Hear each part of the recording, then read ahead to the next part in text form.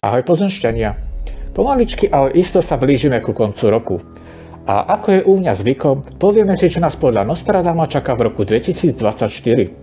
Samozrejme, opäť musím pripomenúť, že Nostradamus pri svojich predpovediach neudával roky, kedy k nim dôjde, a preto ich treba brať s rezervou a len samotný čas nám ukáže, kedy a či vôbec sa tieto predikcie naplnia. Čína na ceste k celosvetovej dominancii. V temnom svete Nostradamových veždieb zaujíma Čína významné miesto. Proroctvo naznačuje, že obrovský globálny rozvoj Číny by ju mohol povýšiť na neprekonateľnú svetovú veľmoc.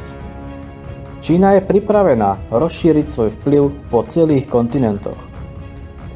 Tajomné štvorveršia nám dávajú lákavé nápovedy o svete, kde Čína ovláda globálnu scénu a ovplyvňuje všetko od obchodu po diplomáciu. Aj keď proroctvo zostáva záhadné, vytvára obraz tzv. Veľkého mesta, čím sa pravdepodobne myslia Spojené štáty, ktoré súperia s veľkým leopardom, čo je interpretované ako Čína.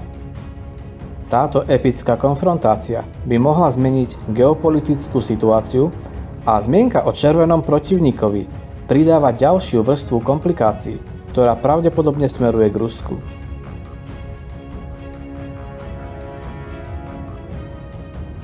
Putinova konfrontácia s dračím ohňom. Rok 2024 nie je iba ďalším rokom v kalendári.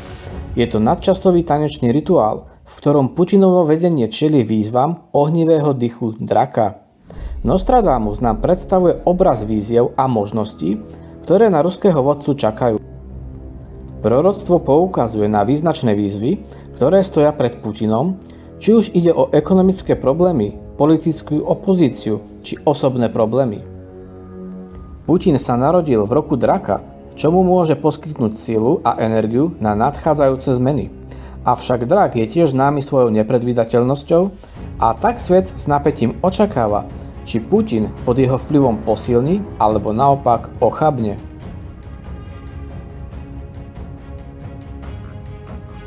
Nástup umelej inteligencie a záchrana životov.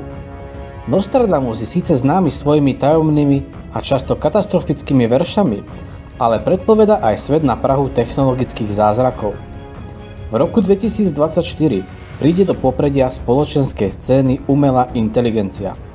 Tá sa každodenne vyvíja tak, že sa stáva revolučným prvkom pre celý svet.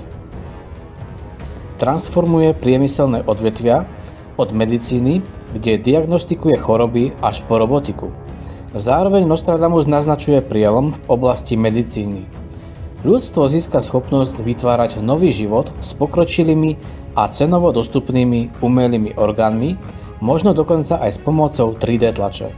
Tento prielom by mohol novo definovať transplantácie orgánov, priniesť nádej tým, ktorí ju potrebujú, a predĺžiť tak ľudské životy.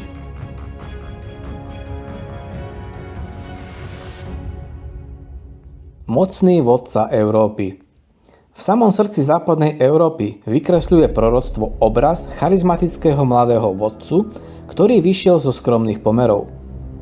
Tento jedinec nesie silu epického príbehu a atmosféru modernej vplyvnej osobnosti. Nostradamus naznačuje, že tento vodca oslní masy, získa významný vplyv a bude formovať geopolitickú krajinu. Z jeho záhadných štvorverší vystupuje príbeh nádeje a transformácie, kde sa nový európsky líder dostáva do popredia a necháva nás premýšľať, či sa stane symbolom nádeje v turbulentných časoch alebo katalizátorom nepredvídateľných zmien.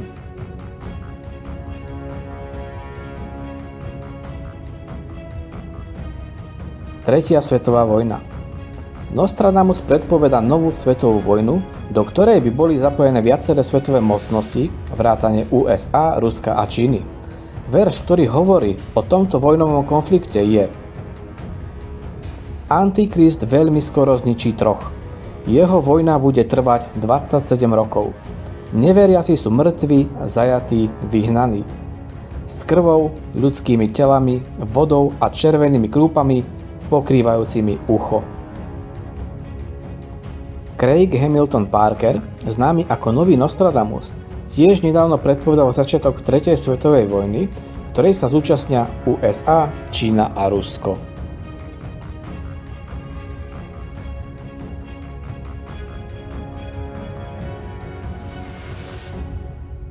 Veľké zemetrasenie. Toto zemetrasenie má nastať v Kalifornii a spôsobí vážne škody a tisíce mŕtvych.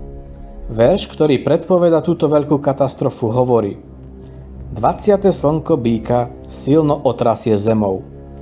Veľké preplnené divadlo bude zničené. Vzduch, nebo, zem sa zatmie a zamračí sa, keď neverný Boh a svätí prepadnú. Výklad chápe, že 20. slnko býka je 20. maj, kedy slnko vstúpi do zatmenia býka, a veľkým divadlom by mohol byť Hollywood alebo Los Angeles.